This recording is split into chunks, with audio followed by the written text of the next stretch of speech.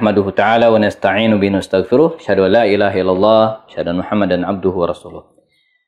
Kita masih di program wanita-wanita inspiratif dalam sejarah. Dan kita akan bicara tentang wanita yang sangat inspiratif. Seorang istri baginda Rasulullah yang menjadi guru umat pada masanya. Ya.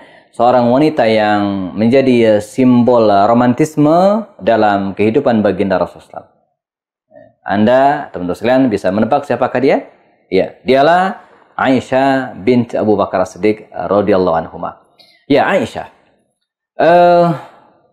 Sosok ini adalah sosok yang sangat berperan luar biasa dalam mentransfer ya, apa yang ada dalam diri Rasulullah SAW kepada generasi setelahnya. Karena itu kalau kita bicara tentang hikmah ya, pernikahan baginda Rasul dengan beberapa orang istrinya, antara lain bahwa Nabi menikah dengan beberapa orang istrinya, di antara tujuannya adalah untuk memperpanjang atau menjadi perpanjangan tangan bagi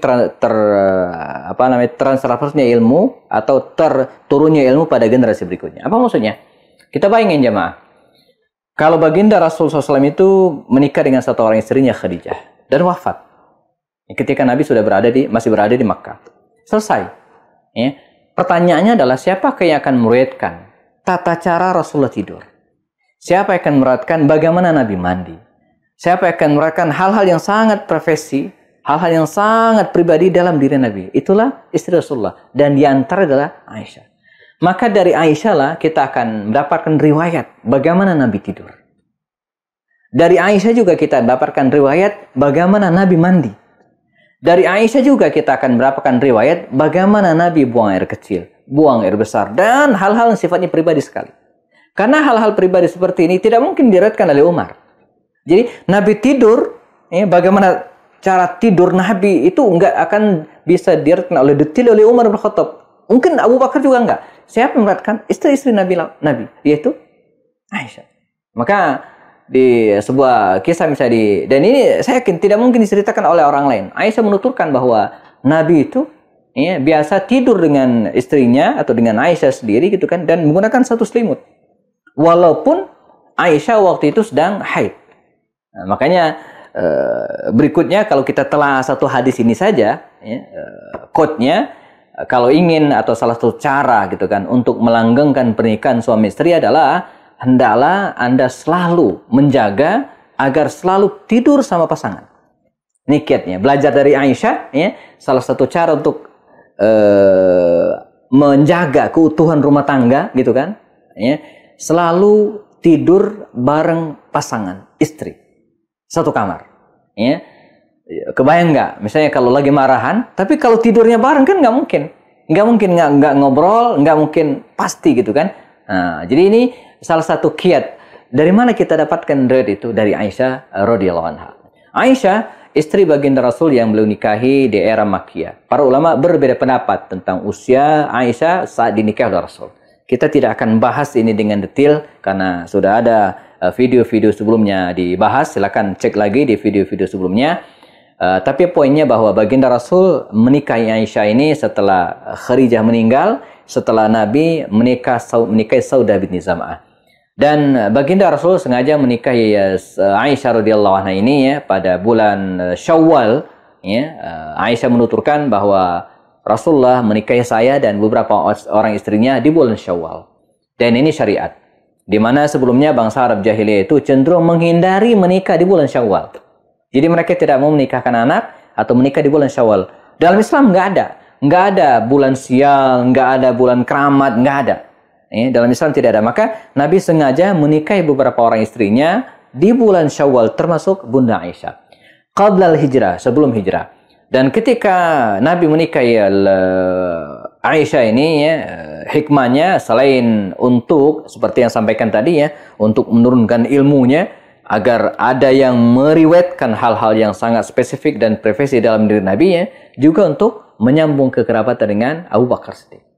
Ya, jadi ini motifnya untuk menyambung kekeluargaan dengan Abu Bakar Siddiq radhiyallahu anhu yang merupakan ayah dari Aisyah. Dan menikahlah Rasulullah dengan Aisyah, dan ketika hijrah ke Madinah, maka baru pada tahun kedua Aisyah hidup satu rumah dengan Rasulullah SAW. Dari kemudian kehidupan mereka bergulir. Aisyah selalu mendampingi baginda Rasulullah SAW, ya, baik ketika berada di Madinah Al-Munawwarah maupun ketika Nabi dalam perjalanan ke luar kota. Dan inilah sunnahnya dalam tanda kutip, ya, bahwa baginda Rasul itu hampir setiap kali dalam perjalanan beliau selalu membawa istrinya. Karena istri lebih dari satu, maka biasanya diundi. Nah, namanya yang keluar adalah itulah yang ikut Rasulullah SAW. Nah, Aisyah relatif paling sering, ya, di antara sekian banyak istri-istri beliau yang ikut bersama Nabi SAW. Dan di antara peristiwa yang mustajab adalah ketika baginda Rasul berangkat ke kabilah Bani Mustalik, ya, untuk menyelesaikan urusan dengan kabilah Bani Mustalik ini di sebuah tempat namanya dekat sumur Murais, ya. Nah, ketika pulang dari tempat ini terjadilah peristiwa yang menggemparkan Madinah waktu itu, di mana Bunda Aisyah difitnah telah berselingkuh dengan seorang laki-laki bernama Sofwan bin Mu'attal. Nah, bagaimana kisahnya kita akan bahas pada sesi berikutnya setelah yang satu ini. Tetap bersama kami dalam program Wanita-Wanita Inspiratif. Kita masih di program Wanita-Wanita Inspiratif dalam sejarah. Kita sedang bicara tentang Aisyah radhiyallahu anha. Sepulang dari perang Bani Mustalik atau perang Murais, ya, terjadi sebuah peristiwa yang luar biasa, di mana baginda Rasul SAW atau keluarga beliau diguncang fitnah. Bagaimana tidak? Aisyah radhiyallahu anha difitnah berselingkuh, ya, dengan seorang laki-laki bernama Sofwan bin Mu'attal, ya. Jadi diriwayatkan ketika rombongan baginda Rasul pulang dari perang Bani Mustalik dalam perjalanan, mereka istirahat. Dan lazimnya ketika mereka sedang istirahat, karena agak lama, ya, maka Nabi membolehkan para sahabat untuk menurunkan beban atau barang mereka dari unta, dan termasuk Aisyah dan beberapa wanita yang lainnya. Aisyah waktu itu berada di sebuah haudat sekedup, ya, sebuah rumah-rumahan di atas unta, dan demikianlah mereka melakukan para wanita waktu itu, ya. Jadi mereka ditempatkan atas unta, dan unta itu ada atapnya, sehingga kalau panas tidak kepanasan, hujan tidak juga basah. Nah, karena berhenti istirahat, unta yang ngedeprok, lalu kemudian Aisyah keluar. Sebagaimana dengan yang lainnya juga, ya, dia mencari tempat, ya, karena lazim dalam perjalanan, kalau kita istirahat, maka yang pertama kali dicari adalah toilet.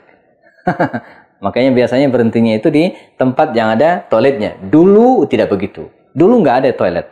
Maka mereka mencari al-khala. Khala itu artinya tempat yang sepi, nyepi. Itulah sunnahnya. Jadi sunnah buang air kecil atau buang air besar itu hendaklah dia menyepi.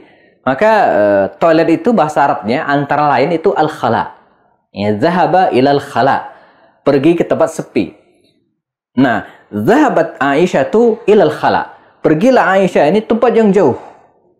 Ya, perempuan gitu kan, kira-kira di mana tidak bisa dilihat dan tidak kecium, ya, di balik bebatuan atau bukitan yang jauh dari orang lain. Nah, setelah selesai menyelesaikan hajatnya, maka Aisyah pulang. Dia masuk lagi ke dalam sekedup tadi itu dan merapikan pakaiannya, dirapikan. Dia meraba, ternyata dia kehilangan kalung. Makanya buru-buru dia keluar dari sekedup tersebut, dicari ke tempat dia buang hajat tadi. Ya, dia pergi dan ketemu. Namun sayang, begitu dia pulang, ternyata pasukan ini tadi sudah berangkat. Artinya kita bayangin, lokasinya cukup jauh. Dan Aisyah tertinggal sendirian. Tapi dia sudah tahu caranya. Jadi dalam kondisi demikian, Aisyah duduk, menyelimuti dirinya, karena dia yakin suatu saat akan ada yang menjemputnya kembali setelah mereka mengetahui bahwa Aisyah tidak ada. Dan strategi Rasulullah juga, jemaah, bahwa ketika Nabi melakukan perjalanan, di ujung, ya, biasanya itu ada yang tim penyisir. Entah 1-2 orang yang untuk mengantisipasi mungkin ada barang yang jatuh, orang yang tertinggal, orang yang kesasar, ketinggalan rombongan. Nah, yang bertugas waktu itu adalah Sofwan bin Mu'attal ini. Ketika dia melihat seorang perempuan, ya, duduk berselimut, tidak kelihatan tubuhnya sama sekali gitu kan. Dan dulu Sofwan bin Mu'attal ini ya pernah melihat ketika Aisyah ini belum berhijab, ketika hijab belum diwajibkan. Inna lillahi wa inna ilaihi raji'un, kata Sofwan bin Mu'attal. Hanya itu kalimat yang keluar dari lisan Sofwan ini. Dia pun turun dari untanya, mengulurkan tali unta dan mempersilahkan Aisyah untuk naik ke atas unta dan dia menuntun. Artinya menuntun. Jangan bayangin boncengan kan, bukan Aisyah naik ke atas unta, kemudian Sofwan naik juga, boncengan enggak, dituntun sampai di Madinah. Begitu mereka keduanya masuk ke gerbang Madinah Al-Munawwarah, nah disinilah kemudian ujian itu tiba. Beberapa orang munafik melihat Aisyah berdua dengan Sofwan bin Mu'attal, lalu informasi ini diviralkan. Judulnya, Aisyah dan Sofwan bin Mu'attal pulang berdua. Ini berita pertama. Besoknya udah ada tambahan lagi. Besoknya tambahannya apa? Aisyah dan Sofwan bin Mu'attal hanya pergi berdua. Tidak ada siapa-siapa. Terus sampai pada titik menghebohkan kota Madinah bahwa Aisyah dan Sofwan bin Mu'attal berselingkuh. Keduanya berzina. Hampir sebulan jamaah rumah tangga baginda Rasul diguncang fitnah yang luar biasa. Sampai kemudian Allah SWT membebaskan Aisyah dengan menurunkan firman-Nya dan selesailah. Makanya Aisyah dipastikan terbebas dari fitnah tersebut. Dia tidak melakukan apa-apa dengan Sofwan bin Mu'attal. Bahkan dalam sirahnya Ibnu Hisham menambahkan, belakangan atau diketahui Sofwan bin Mu'attal ini dia seorang yang impoten. Tidak mungkin bisa berbuat zina dengan siapapun. Apalagi termasuk juga dengan Aisyah.